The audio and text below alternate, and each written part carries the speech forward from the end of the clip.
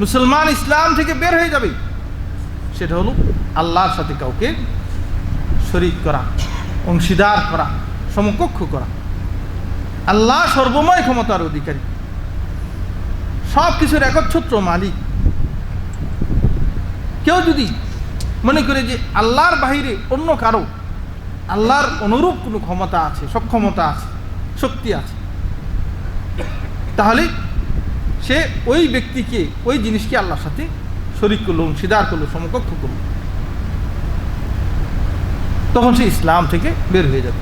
আল্লাহ নিজে বলছেন যে আলাম ইয়াকুল্লাহু কুফুয়ান আহাদ, আল্লাহর সমকক্ষ কোনো কিছু নেই।